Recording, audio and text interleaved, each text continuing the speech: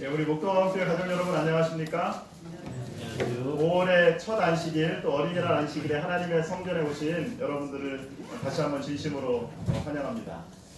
특별히 5월은 또 가정의 달입니다. 그리고 오늘은 또 어린이날이고요.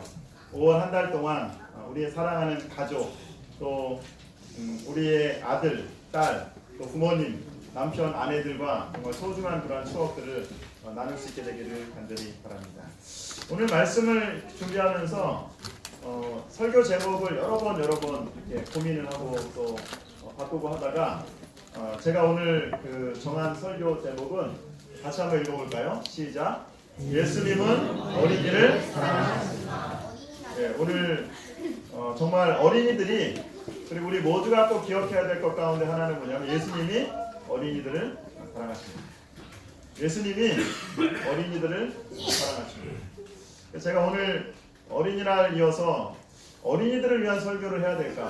아니면 제가 지금 뭐 이렇게 어린이들이 좋아하는 피에로 복장이라도 입고 설교를 해야 될까 이렇게 고민을 하다가 말로만 하지 말고 선물을 준비해야 되겠다. 그래서 제가 어린이날 선물을 준비했습니다. 그래서 여기 제가 빵을 사왔는데요. 이따가 우리 어린이들은 제가 빵을 하나씩 다 드리겠습니다. 그리고 설교 노트를 쓴 어린이는 2개씩 줄 거예요. 자, 듣고 있죠? 자, 여러분들이 꼭 써서 목사님이 무슨 설교했는지는 잘 기억이 나지 않겠지만 빵준 목사님을 기억할 것 같아서 제가 빵을 그렇게 또 준비했습니다. 5월은 가정의 달입니다. 특별히 행복한 가정과 성숙한 인간관계를 위해서 5월 한 달 동안 사랑은 여기 있으니 라고 하는 주제로 프로젝트를 한번 같이 좀 해보려고 합니다. 5월 한 달 동안 우리가 함께 살펴볼 총 주제는 사랑은 여기 있습니다. 우리 요한일서 4장 10절에 있는 말씀 한번 같이 읽어보도록 그렇게 하겠습니다. 같이 읽습니다. 시작. 사랑은 여기 있으니 우리가 하나님을 사랑한 것이 아니요 하나님이 우리를 사랑하사 우리 죄를 속하기 위하여 화목 제물로 그 아들을 보내주셨습니다. 사랑은 여기 있으니 사랑은 표현돼야 하는 것입니다. 표현되지 않으면 그 사랑을 우리가 알 수 없습니다. 특별히 여기 성경에 보니까 하나님께서는 하나님이 우리를 사랑하시는 것들을 그 아들을 우리에게 보내시는 행동을 통하여 표현하셨다고 그렇게 말하고 있습니다. 이 땅에서 예수님이 이 땅을 살아가시면서 어떻게 하나님의 사랑을 다른 사람들에게 나타내었는가? 우리는 어떻게 하나님의 사랑을 다른 사람들에게 나타낼 수 있을지 사랑은 여기 있으니 이번 한 달 동안 여러분들이 하나님의 사랑이 충만하고 그리고 그 하나님의 사랑을 다른 사람들에게 나누어 줄 수 있는 그러한 삶을 사시게 되기를 또 간절히 바랍니다. 5월 한 달 동안 우리 모두가 좀 하나님 안에서 더 성숙하는 그런 시간들을 갖게 되기를 바랍니다. Save the Children이라고 하는 한 국제 단체에서 몇 년 전에 한국 어린이들을 765명을 대상으로 어린이날을 맞이해서 조사를 했습니다. 첫 번째 질문은 이런 질문이었어요. 어린이날 가장 하고 싶은 것은 무엇이냐? 그러니까 아이들이 얘기하기를 7%의 아이들이 TV 시청, 만화 보기, 컴퓨터 게임을 정말 마음대로 하고 싶다라고 하는 아이들이 한 7% 정도 됐습니다. 그리고 2%의 아이들은 친구들과 어린이날은 좀 놀겠다라고 얘기했습니다. 근데 의외의 답변이 어린이들의 10명 중에 9명은 어린이날 가장 하고 싶은 게 뭐냐면 가족들과 함께 나들이를 하고 싶다. 우리 어린이들도 그렇습니까? 그래서 여러분들 어린이날 맞이해서 꼭 가족들과 함께 좋은 시간들을 보내면 좋을 것 같습니다. 두 번째 질문은 이런 질문이었습니다. 어린이날 가장 듣고 싶어하는 말은 무엇이냐? 어린이들이 어린이날 무슨 말을 가장 듣고 싶어 할까요? 10명 중 8명은 이렇게 얘기를 했습니다. 사랑한다. 그 다음에 고맙다. 그리고 자랑스럽다. 이런 말들입니다. 어린이들이 가장 듣고 싶어하는 말이 무슨 말이라고요? 사랑한다. 고맙다. 자랑스럽다. 어른이나 아이나 누구나 똑같은 것 같습니다. 누구나 이런 말을 들으면 기분이 좋고 용기가 됩니다. 우리 옆에 계신 분들한테 이렇게 한번 말해주시기 바랍니다. 사랑합니다. 고맙습니다. 한번 해보시기 바랍니다. 그냥 대사 외우듯이 하지 마시고 마음을 담아서 사랑합니다. 고맙습니다. 한번 다시 한번 해보시기 바랍니다. 그리고 당신이 자랑스럽습니다. 사랑합니다. 고맙습니다. 당신이 사랑합니다. 반면에 어린이들이 가장 듣기 싫어하는 거짓말은 무엇일까요? 어린이들이 가장 듣기 싫어하는 거짓말은 이런 것들이었습니다. 나중에 같이 놀자. 엄마 아빠 다시는 안 싸울게. 엄마 아빠 돈 없어. 공부 잘하면 소원 들어줄게. 어린이들이 특별히 여기 보니까 나중에 같이 놀자. 이런 말 아이들이 별로 좋아하지 않는다고 얘기합니다. 사랑은 여기 있으니 오늘 첫 번째 시간으로 예수님께서 어린아이들을 어떻게 대하셨는지 우리가 같이 좀 살펴보면서 행복한 가정과 성숙한 인간관계의 비밀을 생각해 보도록 그렇게 하겠습니다. 오늘 여러분과 함께 살펴볼 본문의 말씀은 마가복음 10장 14절부터 16절에 있는 말씀입니다. 마가복음 10장 14절부터 16절에 있는 말씀을 같이 한번 저희가 읽어보도록 하겠습니다. 시작. 예수께서 보시고 노하시어 이르시되 어린아이들이 내게 오는 것을 용납하고 금하지 말라. 하나님의 나라가 이런 자의 것이니라. 내가 진실로 너희에게 이르노니 누구든지 하나님의 나라를 어린아이와 같이 받들지 않는 자는 결단코 그곳에 들어가지 못하리라 하시고 그 어린아이를 안고 그들 위에 안수하고 축복하시니라. 오늘 본문의 말씀에서 우리는 한 가지 질문에 대하여 답할 수 있습니다. 예수님께서 어린 아이들을 어떻게 대하셨는가? 이 말을 다른 말로 바꾸면 예수님께서 가장 작은 자들에게 어떠한 마음과 어떤 태도를 보이셨는가? 예수님께서 가장 작은 자들에게 어떤 마음과 태도를 보이셨는지 우리가 이 질문에 대해서 여러분이 한번 같이 묵상하는 시간들을 갖도록 하겠습니다. 오늘 본문의 말씀은 예수님께서 보시고 노했다라고 하는 말로 그렇게 시작합니다. 예수님이 노하셨다고 얘기합니다. 예수님이 아주 많이 화가 나셨고 매우 슬퍼하셨다고 하는 그런 말씀입니다. 근데 예수님께서 노했다라고 하는 이 말씀은 신약 성경에서 오직 여기에만 사용된 단어입니다. 예수님이 왜 보시고 노하셨습니까? 예수님이 왜 슬퍼하셨습니까? 그 이유가 뭐였죠? 여기 보니까 예수님 당시에는 유대인들이 특별히 엄마들이 아이들을 이렇게 랍비들이라든지 유명한 선생님한테 데리고 와서 랍비들한테 와가지고 이렇게 축복 기도를 받는 그러한 관습이 있었습니다. 그래서 이제 아마도 5월 5일 어린이날을 맞이해서 엄마들이 이제 아이들을 예수님께 이렇게 데려왔습니다. 근데 제자들이 볼 때 아마도 그때가 예수님이 안식일 설교하시는 날이었던 것 같아요. 예수님이 이렇게 안식일날 설교를 하고 있는데 엄마들이 아이들을 축복하러 이렇게 옵니다. 그러니까 제자들이 볼 때 지금 어떤 일이 더 중요한 거예요? 목사님이 설교하는 게 중요하니까 그 엄마들한테 얘기합니다. 지금은 오지 마십시오. 나중에 예수님이 좀 한가해지면 오십시오 하고 그 아이들을 또 엄마들을 이렇게 제지하게 되죠. 그때 예수님이 정말 이 아이들에게 얼마나 이 아이들이 소중한 존재이고 그리고 그들을 얼마나 사랑하는지를 보여주기 위해서 예수님께서 이 아이들에게 오라고 그렇게 말씀하고 있습니다. 예수님 당시의 아이들은 일반적으로 인격적인 대우를 받지 못했습니다. 그 당시에는 요즘처럼 이 어린이날이 있었던 것도 아니고요. 지금도 사실은 그 아프리카나 뭐 중동 지방이나 그런 데 가면 아주 어린 아이들이 이렇게 그 하루 종일 노동을 하고 하는 그런 아이들을 우리가 볼 수 있는데 심지어 예수님 당시에도 우리 아이들을 보통 재산의 일부로 생각할 정도로 그렇게 그냥 생각을 했습니다. 그러니까 사람의 숫자를 셀 때도 누구만 셉니까? 네, 남자만 그렇게 셉니다. 제가 오늘 뒤에 앉아가지고 우리 교우님들이 한 몇 분 정도 오셨나라고 이렇게 세보니까 한 60분 정도 그렇게 오셨더라고요. 그런데 보통 사람의 숫자를 셀 때는 남자의 숫자만 셉니다. 그래서 예수님께서 5,000명을 먹이실 때도 요한복음에 보면 예수님께서 몇 명 먹이셨다 그래요? 5,000명을 먹이셨다 그러는데 거기 보면 뭐라고 나옵니까? 남자만 5,000명이다. 여자와 어린아이들의 숫자는 거기에 들어가 있지 않았습니다. 이것이 바로 일반 그 당시 사람들의 관념인 것입니다. 그렇게 생각하면 정말 여기 여자분들과 어린이들은 좋은 시절에 이렇게 태어난 겁니다.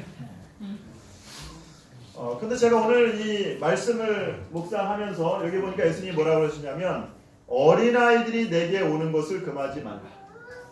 영어로 보니까는 이 어린아이들이라고 하는 말이 그냥 사실 어린이라고 하는 말은 그냥 영어로 children이라고 쓰면 되는데 여기 뭐라고 썼냐면 little children이라고 썼어요. 작은 아이들이라고 하는 말을 그렇게 썼습니다. 결국 우리가 얼마나 하나님을 사랑하는지, 우리가 얼마나 예수님을 닮은 사람인지를 알 수 있는 유일한 방법은 어린이, 더 구체적으로 말하면 가장 작은 자들에게 우리가 어떤 마음과 어떤 태도를 보이는지가 바로 하나님을 우리가 얼마나 사랑하는지, 우리가 얼마나 예수님을 닮은 사람인지를 알 수 있는 비결이라고 이렇게 얘기하고 있습니다. 사랑은 여기 있습니다. 사랑은 이것입니다. 사랑은 어린이들, 지극히 작은 자들에게 어떠한 태도와 어떤 마음가짐으로 보여주는지, 그것이 바로 사랑이라는 사실을 우리가 알 수 있습니다.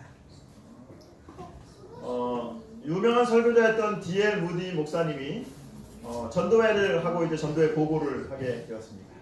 그러면서 얘기하기를 이번에 전도 집회에 가가지고 2명 반이 예수님을 믿었습니다라고 이렇게 보고 있습니다. 목사님 2명 반이라고요? 사람들이 얘기하기를 2명 반이라고 말씀하시는 거 보니까 어른 2명과 어린이 1명이 예수님을 믿었다고 하는 그런 말입니까? 라고 이렇게 사람이 물어봤습니다. 그러자 무디 목사님이 이렇게 얘기합니다. 아닙니다. 어린이 2명과 어른 1명이 예수님을 받아들였습니다.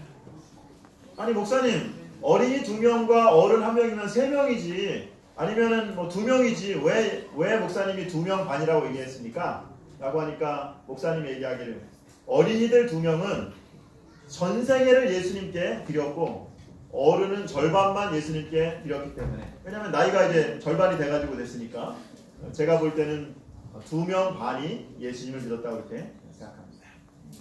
어린이는 어른의 절반이 아니라 예수님이 피로 사신 더 소중한 영혼입니다. 많은 어른들이 그런 말씀들을 하시죠. 특별히 이제 연세가 들어서 그 신앙을 받아들이시고 또 교회를 나오시는 분들이 그런 이야기를 하십니다. 내가 정말 10살만 젊었어도 좋겠다. 내가 정말 젊을 때 예수님을 믿었으면 좋겠다. 정말 우리 아이들이 예수님을 믿으면 그거는 한 사람이 믿는 것입니다. 우리 아이들이 그들의 생애를 예수님께 드릴 수 있도록 여러분들이 더 많이 기도해 주시고 그들을 예수님께 소개해 주시는 저와 여러분들 되시기를 간절히 바랍니다. 오늘 예수님께서 우리에게 이렇게 말씀하십니다.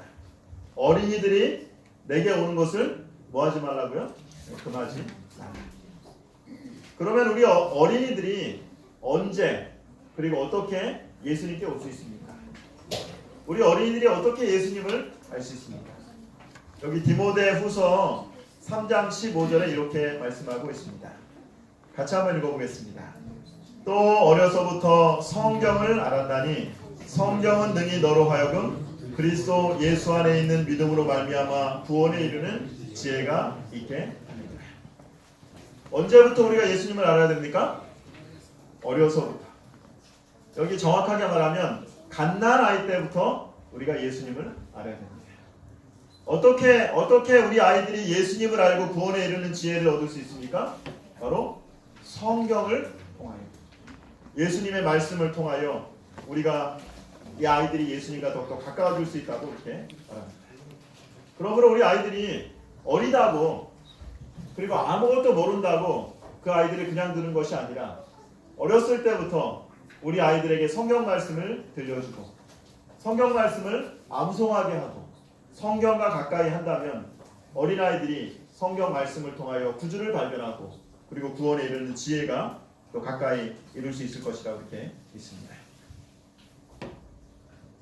예수님은 어린아이들, 지극히 작은 자들을 어떻게 대하셨습니까? 첫 번째, 예수님은 그들을 존중하는 마음으로 대하셨습니다. 두 번째, 예수님은 그들을 단순히 그들이 가르침의 대상으로만 보지 않고 그들로부터 무엇인가를 배울 수 있는 대상이라고 이렇게 말씀하고 계십니다.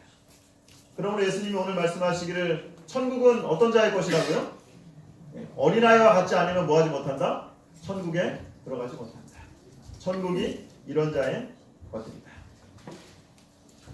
존중하는 마음을 가진 사람들은 그 사람이 비록 작든 그 사람이 연약하든 그 사람을 가르쳐 주려고 하지 않고 그 사람들로부터 무언가를 배우려고 하는 사람입니다.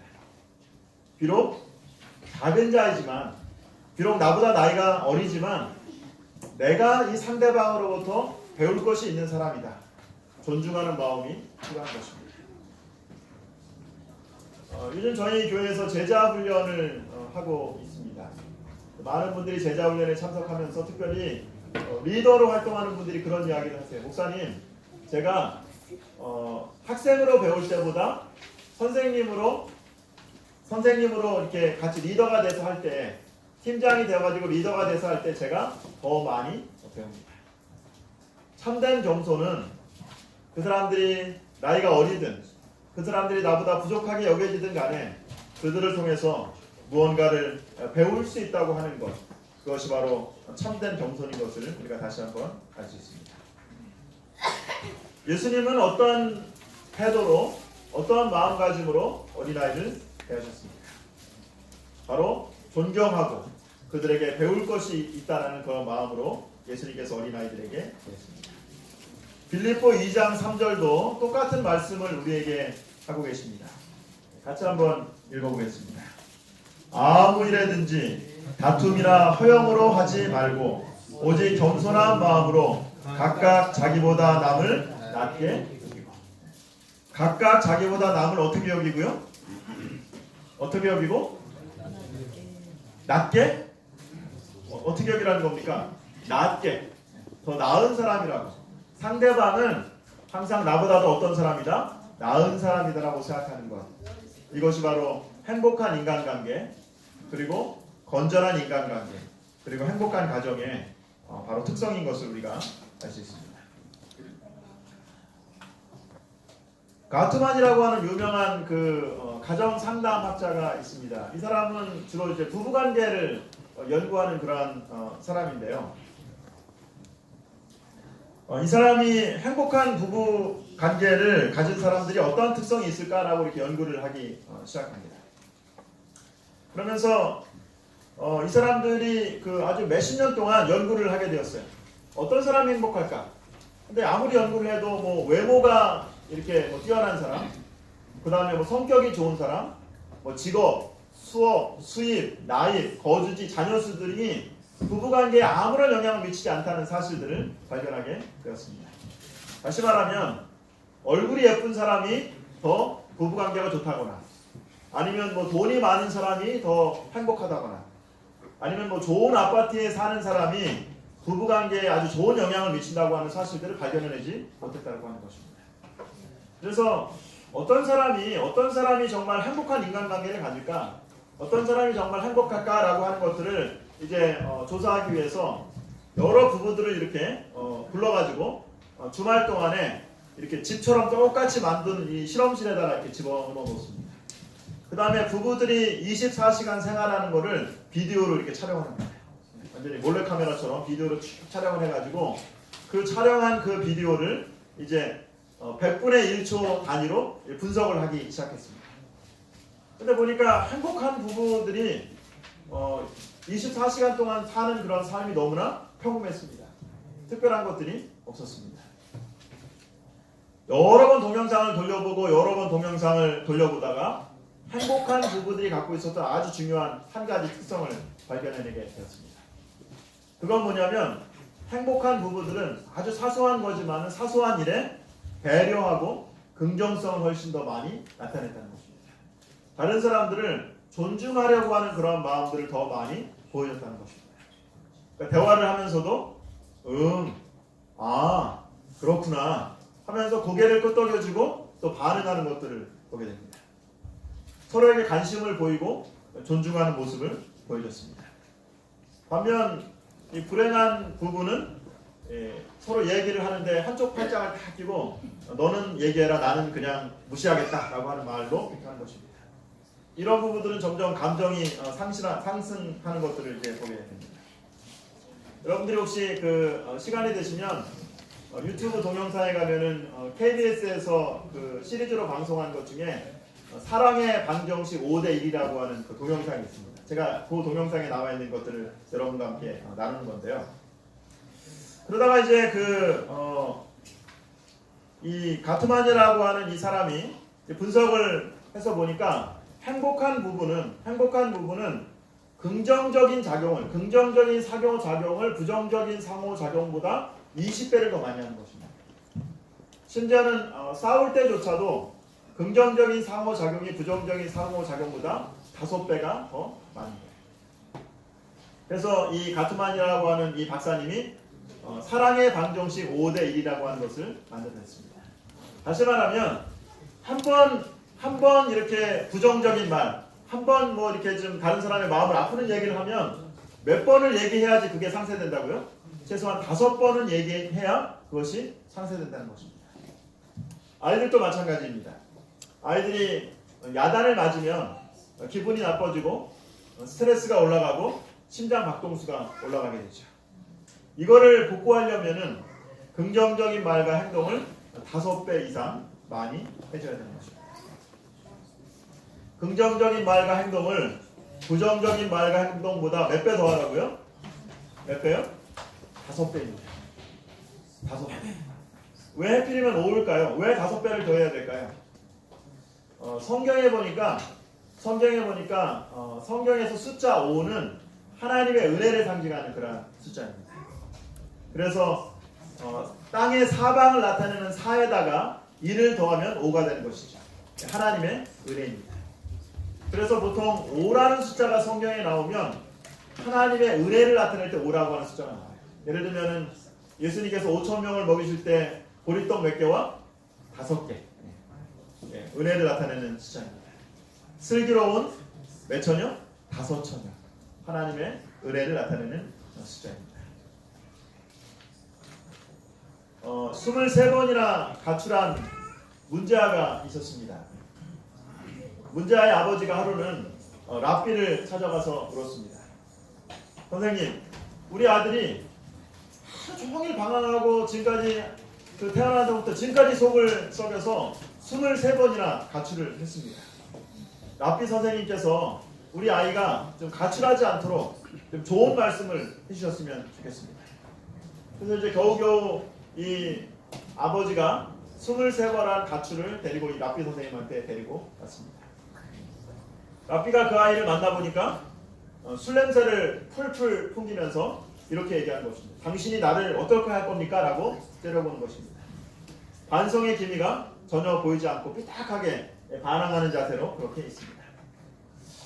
랍비가 이 아이에게 무슨 말을 해줘야 될까? 잠시 생각을 하다가 그 아이의 어깨에, 그 아이의 이마에 손을 얹고 이렇게 이야기합니다. 얘야, 너는 어떻게 23번이나 가출을 했는데 다시 집으로 돌아올 생각을 했니? 참 너는 기특하구나. 23번 가출하고 그냥 아예 집을 떠나버리지 않고 네가 23번 집으로 돌아온 걸 생각하니까 내가 정말 기특하구나 라고 얘기합니다. 문제아는 그 말을 듣는 순간 깜짝 놀라게 되었습니다. 그리고 서서히 고개를 푹 숙이고 있던 아이가 랍비 선생님의 얼굴을 그렇게 바라보는 것입니다. 지금까지 부모님한테는 무슨 소리만 들었어요? 야 이놈아, 집 나간 것이 벌써 몇 번째냐? 너는 아들이 아니고 왼수다, 왼수야. 오늘 너 죽고 나 죽자. 아빠 엄마로부터 이런 말을 귀가 막히도록 듣던 이 아이가 난생 처음으로 격려하는 말을 들은 것입니다. 존중하는 말을 들은 것입니다. 그러면서 그의 마음 가운데 변화가 일어나기 시작한 것입니다. 가트만 박사도 이런 이야기를 했습니다. 변화를 원한다면 먼저 상대방을 있는 그대로 좋아해라. 사람의 결정까지도 사랑받고 수용된다고 믿을 때 변화하고자 하는 마음이 생기는 것이다. 변화는, 어떤 한 사람의 변화는 그 사람이 존중받고 있고 그 사람이 누군가에게 사랑받고 있다고 여겨질 때 그러한 변화의 마음이 생기는 것입니다. 사랑의 방정식 5대1을 기억하시게 되기를 바랍니다. 다른 사람에게 부정적인 말보다는 긍정의 말, 존중하는 말을 더 많이 하는 저와 여러분들 되시기를 간절히 바랍니다. 우리 사도행전에 있는 말씀을 한번 같이 읽어보겠습니다. 같이 읽습니다. 시작. 그리스도와 같은 사랑은 다른 사람들의 동기와 행동에 대하여 가장 호의적인 해석을 한다. 이것은 불필요하게 그들의 잘못을 드러내지도 않고 불리한 보고에 열심히 귀를 기울이지도 않고 오히려 다른 사람들의 좋은 품성을 기억하고자 노력한다. 그리스도와 같은 품성은 어떤 품성이에요? 다른 사람들의 동기와 다른 사람들이 하는 그 행동이 그 사람이 이유가 있겠지, 그리고 그 사람이 좋은 영향이 있을 것이라는 생각을 가지고 한다는 것입니다.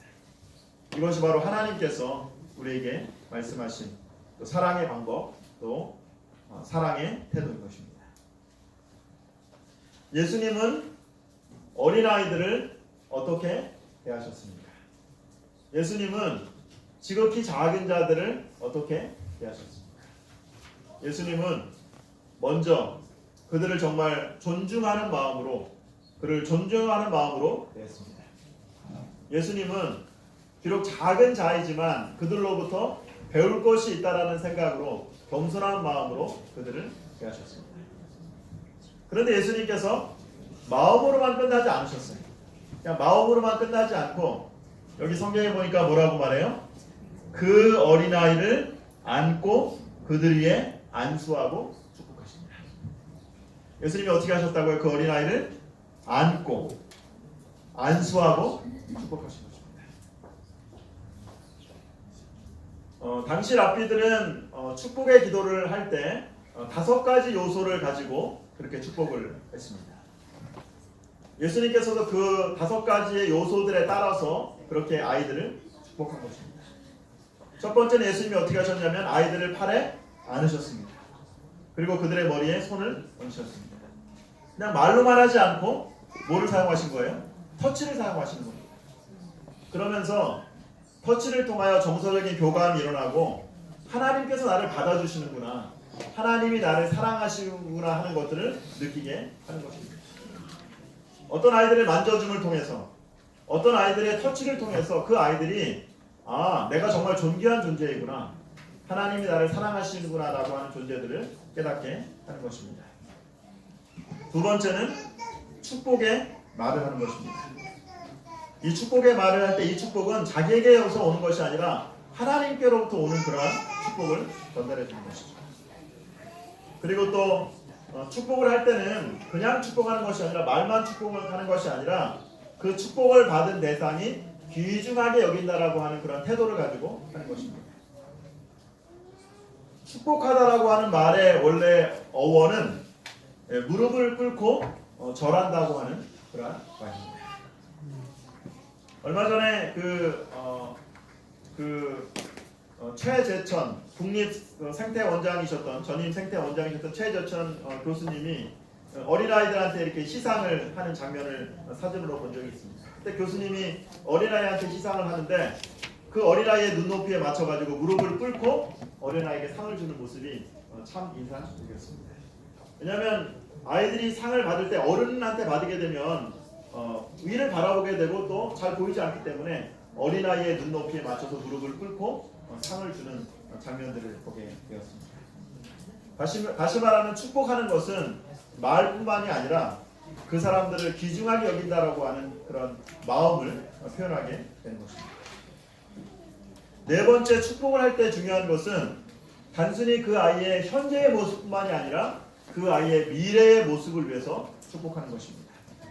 이 아이가 미래에 어떤 모습이 될지, 이 아이가 비록 지금은 연약하고 부족하지만은 그 아이의 정말 성장하고 나서의 그런 모습들을 보고 그렇게 예수님이 축복하신 것입니다. 시대의 소망에 보니까 예수님께서 어린아이들이 와서 어린아이들을 축복하실 때 이 어린아이들이 나중에 하나님을 위한 일꾼이 되고 또 교회를 위해서 충성할 수 있는 순교자가 될 것을 보면서 그 어린아이들의 미래를 상상하면서 축복하셨다고 예수님이 그렇게 말하고 있습니다.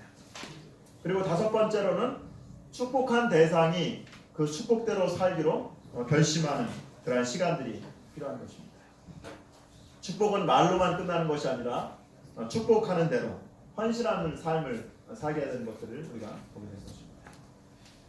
사랑은 여기 있으니 진정한 사랑은 다른 사람들을 존중하는 것입니다. 진정한 사랑은 다른 사람들로부터 비록 그 아이 연약한 어린아이지만 그들이 작지만은 그들로부터 무언가를 배울 수 있는 겸손한 마음으로 그들을 대하는 것입니다. 사랑은 여기 있으니 사랑은 마음과 그리고 또 그냥 마음으로만 끝나는 것이 아니라 태도로 끝나는 것이 아니라 직접 그 아이들을 만져주고 그 아이들에게 축복하는 것을 행동으로 그 사랑이 나타나야 되는 것을 우리가 다시 한번 또 발견하게 되는 것입니다. 제가 그 말씀을 준비하면서 그래서 오늘 이 빵을 사온 겁니다. 아이들한테 그냥 예수님께서 너희들을 사랑한다라고 말하는 것보다 이 빵을 주면서 하면은 이게 더 실질적이고 효과적이지 않을까 해서 저도 한번 실천해 보기 위해서 빵을 그렇게 사왔습니다. 같이 한번 도로시 로놀트라고 하는 분이 쓴 글인데요. 참 좋은 것 같아서 제가 갖고 왔습니다. 같이 한번 저희가 읽어볼까요? 시작. 격려 속에 사는 아이는 자신감이 넘치고 칭찬 속에 사는 아이는 감사할 줄을 알게 된다. 긍정 속에 사는 아이는 정의로운 사람이 되고 안정 속에 사는 아이는 믿음 있는 사람이 된다. 격려 속에 사는 아이는 긍지 높은 사람이 되고 인정과 우정 속에 사는 아이는 온 세상의 사랑이 충만함을 배우게 됩니다. 결국 우리가 우리 주변에 있는 사람을 어떻게 대하느냐가 그 사람의 현재의 모습과 미래의 모습을 결정하는 것을 우리가 다시 한번 깨닫고 발견하게 되는 것입니다. 사랑은 여기 있으니 예수님을 닮은 사람들은 다른 사람들을 존중할 뿐만 아니라 긍정적인 생각에서 우러나는 마음으로 자주 그 사랑을 실천하는 사람입니다. 빌립보 2장 4절에 이렇게 말씀을 하고 계십니다. 같이 한번 읽어봅시다. 각각 자기 일을 돌아볼 뿐더러 또한 각각 다른 사람의 일을 돌아보아 나의 기쁨을 충만하게 하라. 행복한 가정생활, 원만한 인간관계를 유지하는 사람의 비결은 머리가 뛰어난 사람이 아닙니다. 지능이 높거나 얼굴이 잘생겼거나 키가 크거나 건강하거나 돈이 많다고 좋은 인간관계를 유지하는 것이 아닙니다.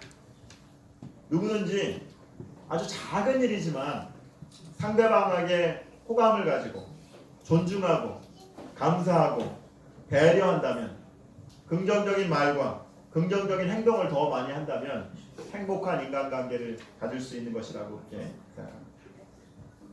어떤 사람들은 같이 생활하면서도 그렇고요. 우리 가족들도 마찬가지고 그 사람과 함께 있으면 왠지 용기가 되고 그 사람과 함께 있으면 왠지 신이 나고 그 사람과 함께 있으면 아주 기분이 좋아지는 그런 사람이 있습니다. 근데 반면 어떤 분들하고는 같이 있기는 있지만 가능하면 빨리 이렇게 좀 그 모임을 끝내고 싶어하는 그런 사람들이 있습니다. 비결은 이것입니다. 바로 내가 다른 사람들을 얼마나 존중하는가, 그리고 내가 다른 사람들에게 얼마나 사랑의 말과 행동을 하는가. 이에 어린아이들이 내게 오는 것을 용납하고 금하지 말라. 하나님의 나라가 이런 자의 것입니다. 내가 진실로 너희에게 이르노니 누구든지 하나님의 나라를 어린아이와 같이 받들지 않는 자는 결단코 그곳에 들어가지 못하리라 하시고 그 어린아이들을 안고 그들 위에 안수하고 축복합니다. 예수님은 어린아이들을 어떻게 대하셨습니까? 예수님은 지극히 작은 자들에게 어떤 마음과 어떤 태도를 보이셨습니까? 첫 번째, 우리가 우리 주위에 있는 가장 작은 자들, 가장 연약한 어린아이들에게 보이는 태도와 마음이 바로 우리가 하나님을 얼마나 사랑하는지를 보여준다고 하는 사실입니다. 우리는 어린아이들을 예수님께 이끌고 가장 연약한 자들 예수님께 이끌고 말씀으로 그들을 가르치고 그리고 그것을 끝나지 않고 긍정적인 말과 긍정적인 행동으로 그들을 축복하시는 저와 여러분들 되시기를 간절히 바랍니다. 행복한 인간관계의 비결은 나보다 다른 사람들을 더 높게 여기는 것입니다. 그리고 긍정적인 말과 행동을 몇 배 더 많이 하는 거라 그랬어요? 5배 더 많이 하는 것입니다. 이번 한 주간 우리의 가정에서 우리의 친구들과 그리고 우리의 직장과 그리고 우리의 주위에 있는 많은 사람들에게 긍정의 말, 또 행복의 말을 더 많이 할 수 있는 저와 여러분들 되기를 간절히 바라면서 오늘 말씀을 마치도록 하겠습니다.